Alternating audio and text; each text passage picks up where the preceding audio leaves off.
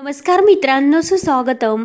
घरोघरी मातीच्या चुली या मालिकेच्या आजच्या भागामध्ये ऐश्वर्या जेव्हा सारंगबरोबर लग्न करण्याचे सांगते तर सारंग म्हणतो की वहिनी, तू म्हणत असेल तर मी या लग्नासाठी तयार आहे. तर जानकीला ते ऐकून धक्काच बसतो आणि सारंगने जानकीचे ऐकल्यानंतर ऐश्वर्या हे बघून मनात म्हणते की हा तर पूर्णपणे अंध भक्त आहे जानकीचा. आणि जाऊन दे ऐश्वर्या, काय फरक पडतो, फार तर फडतूस, या पटावरील प्याद आहे माझं. तेव्हा जानकी सारंगला विचारते की तुम्ही मनापासून तर या लग्नासाठी तयार आहात ना? घाई नाही. तर ऋषिकेश म्हणतो की जानकी, मला असे वाटते की तो तयार आहे असे म्हटला. तेव्हा जानकी म्हणते की ते स्पष्टपणे हो नाही म्हटले. तेव्हा ऋषिकेश म्हणतो की तो नाही सुद्धा नाही म्हटला. आत्ताच तो म्हटला की घरच्यांचा जो काही निर्णय असेल तो त्याला मान्य आहे आणि आपला निर्णय हो आहे. तर जानकी विचारते की आपला आणि ऋषिकेश आपण. तर ऋषिकेश तिला बोलून देत नाही आणि तू पुन्हा पुन्हा सारंगला हे विचारून गोंधळात टाकू नकोस असे म्हणतो. तर जानकी शांत होते कारण जानकीला ही सोयरीक मान्य नसते. तेव्हा ऋषिकेश ऐश्वर्याला म्हणतो की तू हा निर्णय घेऊन आम्हाला खूप मोठ्या धर्मसंकटातून बाहेर काढलेस. खरंच तुझे खूप कौतुक करावेसे वाटते. तू तुझा राग, दुःख बाजूला ठेवून दोन कुटुंबासाठी इतका मोठा निर्णय तू घेतलास, म्हणून खरंच तुझे खूप खूप आभार. आणि ऋषिकेश ऐश्वर्यासमोर हात जोडतो.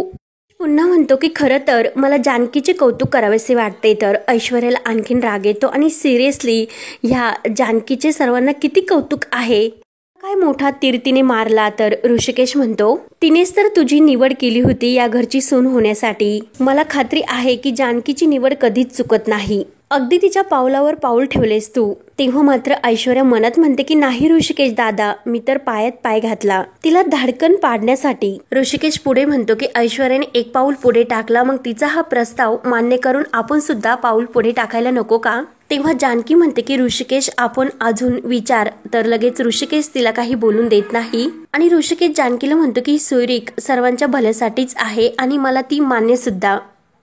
नाना म्हणतात की हो मला सुद्धा मान्य आहे, पण ऐश्वर्या तू सयाजीची बोलून तर आली ना, त्याला सुद्धा हे मान्य आहे का?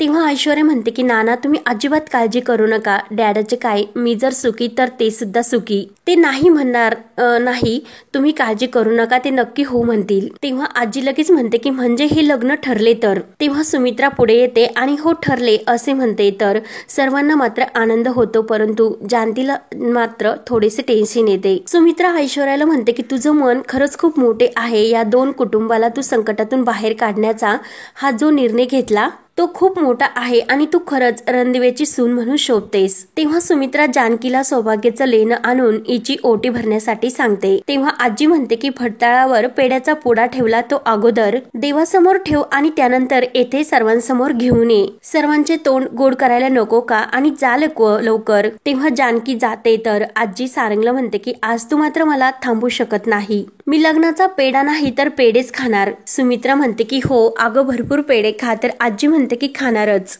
तेव्हा सुमित्रा ऐश्वर्याला म्हणते की घरी गेल्यानंतर तू आईला दृष्ट काढण्यासाठी सांग. अगं अभिमान वाटावा अशी तू आज वागलीस. मगाशी तू म्हणत होती की तुला आमचे हे घर गोकुळ असण्यासारखे वाटते, मग तुझ्यासारख्या आमच्या जानकी सारख्या सुनांनीच हे घर गोकुळासारखे बनते. आणि कधी आता 7 तारीख येते आणि तू या घराचे माप ओलांडून घरामध्ये येते असे झाले मला. तेव्हा आजी म्हणते की अगं तुझ्यापेक्षा मलाच घाई आहे, कारण सारंग माझा खूप लाडका आहे ना ग. तेव्हा जानकी ही ओटीचे सामान घेऊन येते आणि ऐश्वर्याची ओटी भरते आणि ऐश्वर्या सर्वांना नमस्कार करायला लागते. तर सुमित्रा म्हणते की अगं असून दे, सर्वांना एकच नमस्कार कर, इथूनच तू सर्वांना नमस्कार कर. तर ऐश्वर्या हात जोडून नमस्कार करायला लागते आणि मनात विचार करते आज हा शेवटचा नमस्कार, यापुढे तुम्ही माझ्या पुढे सरकटायचे. तेव्हा ओटीच्या सामानाची ती पिशवी घेऊन ऐश्वर्या येते असे बोलून निघून जाते.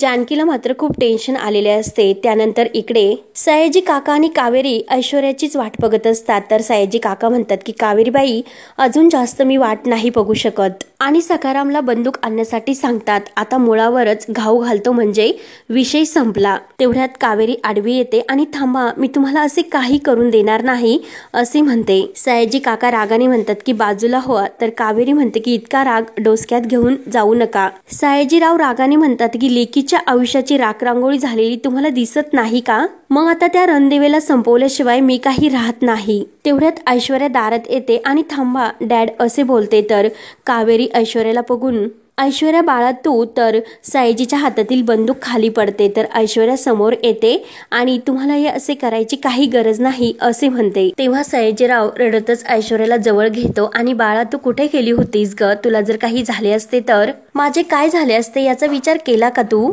ऐश्वर्या म्हणते की डॅडा असे काही नाही झाले. तर सयाजी विचारतो की तू अशी न सांगता कुठे गेली होतीस? तेव्हा ऐश्वर्या सयाजी काकांना समजावते. कावेरी सुद्धा विचारते की अगं ऐश्वर्या तू कुठे गेली होतीस? तेव्हा ऐश्वर्या म्हणते की मी रणदिव्यांच्या घरी गेले होते. तर कावेरी आणि सयाजी काका म्हणतात की काय?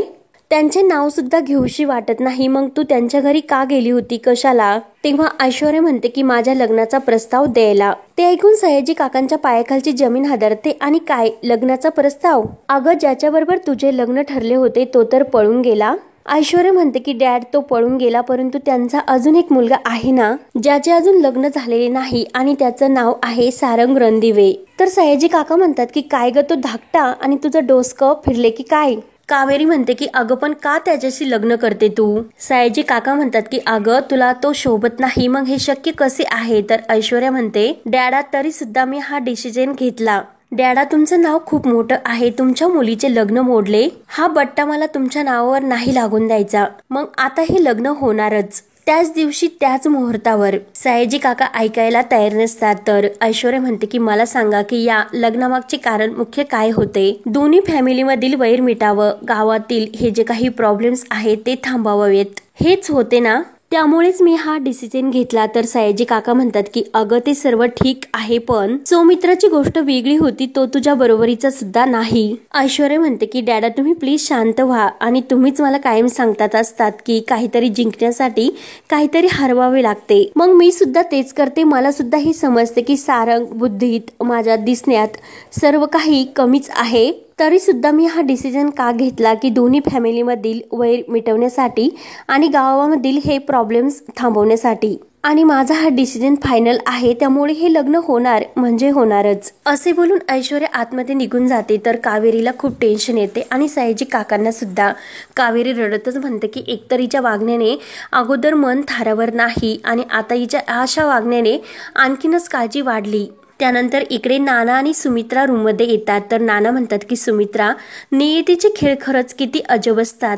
हे बघ सकाळी आपल्या घरामध्ये काय वातावरण होते आणि काय चित्र आता सध्या झाले. त्या पोरीने क्षणात सर्व काही बदलून टाकले. मानले ऐश्वर्याला. तर सुमित्रा म्हणते की खरं सांगते की सुरुवातीला मला सुद्धा ती जरा तडक फडकच वाटली होती, पण आज एकदम समजूतदारपणे वागली. म्हणजे आपल्या जानकीची धाकटी बहीण अशीच आज ती वागली आणि वर म्हणली सुद्धा की मी जानकीची धाकटी बहीण.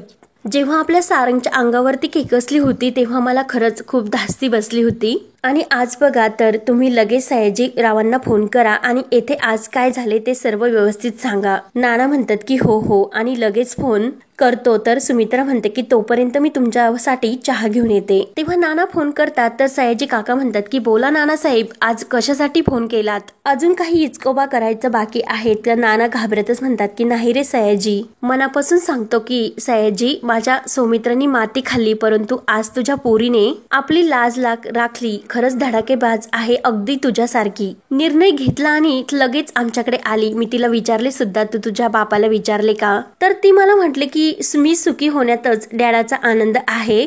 तर ती म्हटली की रणदिव्यांचं सून होण्याचंच आणि दोन्ही कुटुंबाचं वैर मिटण्यातच माझं भलं आहे आणि या गावाचं सुख समाधान सुद्धा त्यातच सामावलेलं आहे. तेव्हा सयाजीराव रागाने म्हणतात की नाना, तुमच्याकडून पुन्हा एकदा दगा झाला होता. माझ्या पोरीचे मन मोठे म्हणून तिने हा निर्णय घेतला. कायम रणदिव्यांनी ध्यानात ठेवायचे. नाना म्हणतात की हो हो सया, आणि तुला एक सांगू का, तुझी लेक आमची सून होते. वाण नाही पण गुण मात्र लागला. लेक मात्र तुझी, परंतु वागली ती रणदिव्याच्या सुनासारखी. आमच्या जानकीची धाकटी जाऊ ती नक्की शोभेल.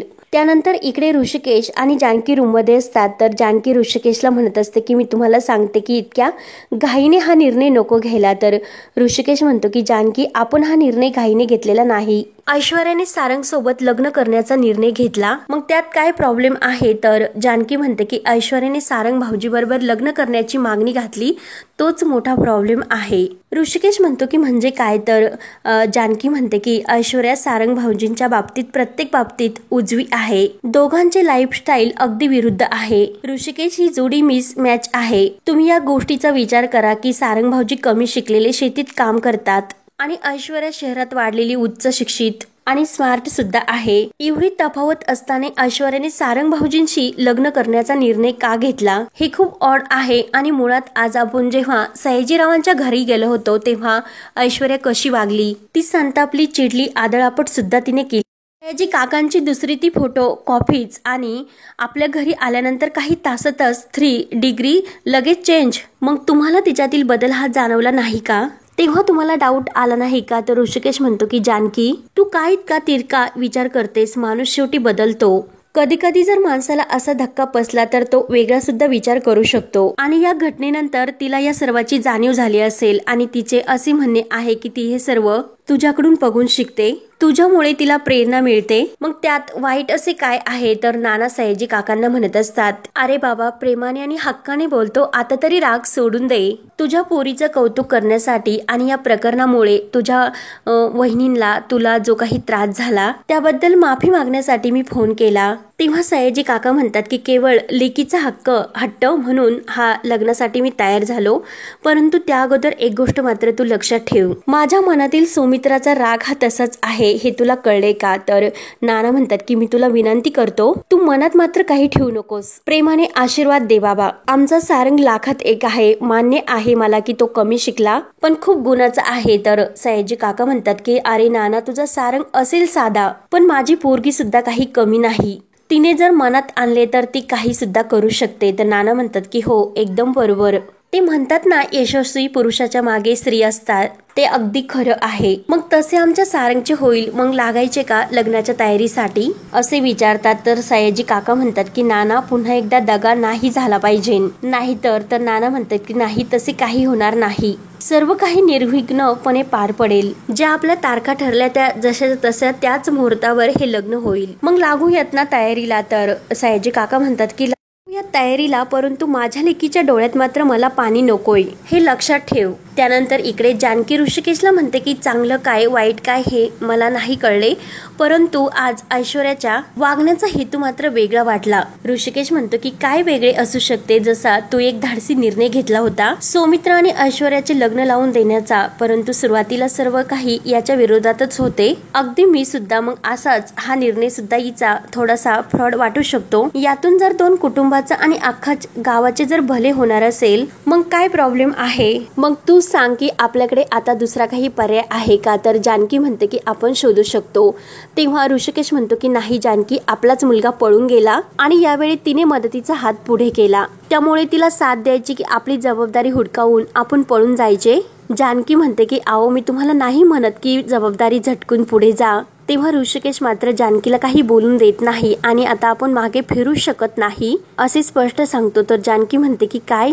ऋषिकेश म्हणतो की जानकी, मला एक गोष्ट सांग की कॉलेजमध्ये असताना तू कितीतरी गोष्टीमध्ये माझ्यापेक्षा सराईट होती, अभ्यासात हुशार होती, दोघांनी मिळून बिझनेस मॅनेजमेंट केले आणि तुला गोल्ड मेडल सुद्धा मिळाले, तरी सुद्धा लग्नानंतर तू गृहिणी झाली, हा सर्व तुझा निर्णय होता, परंतु माझ्या कामामध्ये तुझा ऍक्टिव्हपणा तर असतोच, मग आपण सुखी नाहीत का? जानकी म्हणते की त्यावेळची सिच्युएशन ही वेगळी होती आणि आता ऐश्वर्याचं हे बदललेलं रूप बघून माझं मन खरंच तयार नाही होत या लग्नासाठी। तेव्हा ऋषिकेश उठतो, जानकी जवळ येतो आणि जानकी, तूच काय म्हणत असते की कुणाला मनाचा थांगपत्ता नाही लागलेला, एकदा आपले हात पोळले म्हणून तुझ्या मनाला हे असे वाटते, तुझ्या मनातील सर्व शंका कुशंका बाजूला ठेव, ऐश्वर्या या घरची सून होणार आणि सारंग सोबत तिचे लग्न होणार आणि हे सर्वांच्या हिताचे आहे। आणि ऋषिकेश जानकीला काही बोलून देत नाही आणि बाहेर निघून जातो। तर जानकी मनात विचार करते, माझ्या मनाला लागलेली हुरहुर मी यांना कशी समजावून सांगू? तर जानकीला टेन्शन येते आणि हा भाग येथे संपतो। कावेरी ही ऐश्वर्याला म्हणत असते की तू जे काही हे करते ना ते मनातील राग काढण्यासाठी करते। तेव्हा ऐश्वर्या इतकी भडकते आणि कावेरीला बाजूला लोटून देऊन हो म्हणते आणि तुला खरंच ऐकायचे तर ऐक, हे लग्न मी त्या जानकीची खोड मोडायला करते असे खडसावून सांगते। तर कावेरीला खूप धक्का बसलेला असतो। तर इकडे जानकी ही सारंगला काहीतरी म्हणत असते। तर सारंग म्हणतो की वहिनी, तू असे काय बोलतेस, हे लग्न तर मला करावेच लागणार आणि केवढं मोठं रामायण होईल हे तुला माहिती आहे का? जानकी म्हणते की व्हायचे असेल तर होऊन द्या, परंतु आता तुमच्या आयुष्याचा प्रश्न आहे, तुमच्या मनात नसेल तर नका करू। तेव्हा आता सारंग काय निर्णय घेतो हे पाहण्यासाठी चॅनलला नक्की सबस्क्राईब करत राहा। धन्यवाद।